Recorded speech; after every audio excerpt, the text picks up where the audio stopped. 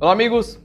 Sabe aquele projeto de CFTV IP que a câmera trava, momentos que você olha lá no gravador e a câmera está com a tela preta, tem hora que volta, tem hora que fica congelando a imagem? Muitos desses problemas estão relacionados a dimensionamento incorreto de rede. É isso mesmo.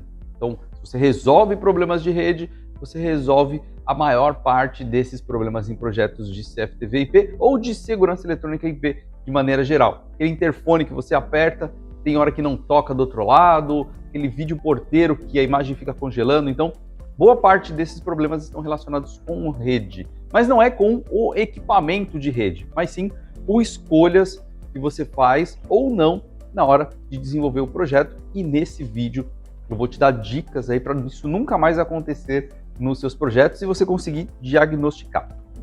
A primeira dica, eu acho que é a mais importante de todas, é como começa um projeto de CFTV IP, por exemplo. Muita gente vai lá, faz o projeto, coloca as câmeras, define os pontos onde estarão essas câmeras, beleza? Tá feito. Agora eu compro um monte de switch lá e coloco e tá funcionando. Só que esquece que é preciso dimensionar o tráfego e saber quais os caminhos que esse tráfego passa dentro da sua rede.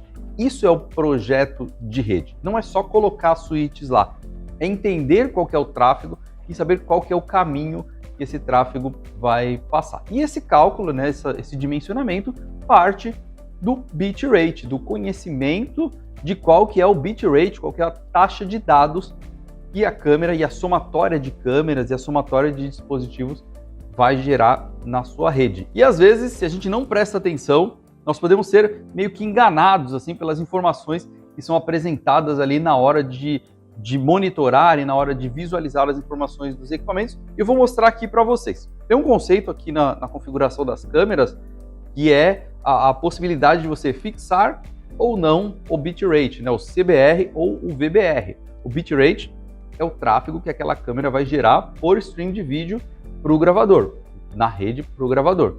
E lá tem o CBR e o VBR. Muitas vezes o cliente opta por selecionar o VBR, que é bitrate variável, e aí o tráfego da câmera ele vai variar conforme a informação que sai da câmera. Isso serve para economizar espaço no HD, otimizar o armazenamento e top, isso mesmo. Só que tem um detalhe. Quando eu olho uma câmera que está como essa daqui, ó, ela está ligada aqui, eu estou transmitindo as imagens aqui para o meu computador, só que não tem nada passando aqui na frente. A imagem está estática.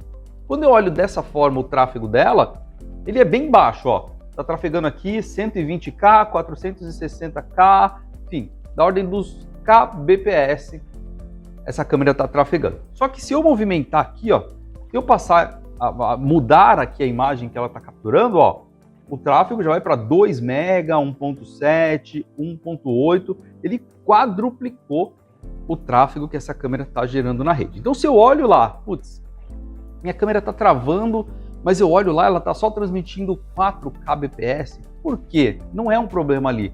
Naquele momento, pode ser que não. Mas se eu não dimensionei corretamente a minha rede, esse tráfego dessa câmera somado com o tráfego de 50 outras câmeras, em algum momento pode exceder o limite da rede que eu montei. Então, por isso que um projeto de rede para segurança eletrônica, ele começa conhecendo o bitrate que cada dispositivo vai gerar. Nesse exemplo que eu fiz aqui, a minha câmera está só com um stream, ou seja, está transmitindo somente um fluxo aqui para o meu computador e está gerando 2 megabits por segundo. Só que se tiver 2 acessos a essa câmera, se ela estiver mandando os dados para o gravador e também para um outro gravador ou para um outro servidor, eu tenho o dobro de tráfego dessa câmera. Somando com todas as câmeras do meu projeto, eu posso ter um gargalo em determinado ponto da minha rede se eu não dimensionar corretamente. Então, ó, dica número 1, conhecer o bitrate e desenhar a sua rede para você entender o tráfego, por onde esse tráfego ele vai passar ali na sua rede até chegar no gravador. E uma outra dica importante está relacionado a topologia dessa rede, ou seja, a disposição e o cascateamento entre os switches de rede no quais estarão conectados essas câmeras. Então não é só colocar o switch na rede e sair cascateando um no outro. Dependendo de como eu faço isso e do tráfego que eu vou ter na minha rede, eu posso ter um gargalo ali em determinada porta e isso causa esses travamentos aleatórios. E por que é aleatório?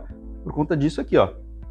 Enquanto eu não tenho muita movimentação, o tráfego está baixo. Mas imagina uma escola, por exemplo, toca o sinal, todas as crianças saem para o pátio e todas as câmeras começam a captar a imagem em tempo com tráfego mais alto. E nesse caso, você pode ter um problema se a topologia da rede não for dimensionada corretamente. Então eu conheço todo o tráfego da minha rede, sei exatamente quanto de bitrate cada uma das câmeras vai gerar e agora eu sei qual é o caminho que esse tráfego passa e aí eu monto a minha topologia, o cascateamento dos meus switches, se eu vou ter todos um cascateado no outro, se eu vou centralizar a minha rede, se eu vou montar uma rede em anel a partir dessa informação. Então, ó, são dicas importantes e fundamentais. Se você seguir isso daqui, cálculo do bitrate, dimensionamento da rede com base no bitrate dos dispositivos, você não vai ter problema na gravação local, ok? E a saída para a internet, Fabrício? Como é que faz? Eu preciso dimensionar também? Também é a mesma coisa. Ó. Se você deixa o bitrate variável, quando o tráfego está saindo para o plano de internet, se está dessa forma aqui, não trava, né? Está funcionando, beleza.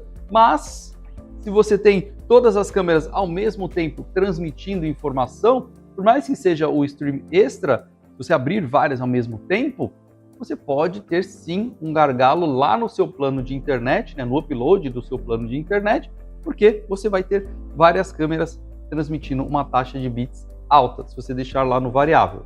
De novo, a escolha do variável muitas vezes serve para você otimizar espaço no armazenamento e faz todo sentido, mas você precisa dimensionar a rede com base no máximo de tráfego que os dispositivos vão gerar e não somente no monitoramento ou no tráfego que está gerando naquele momento, ok?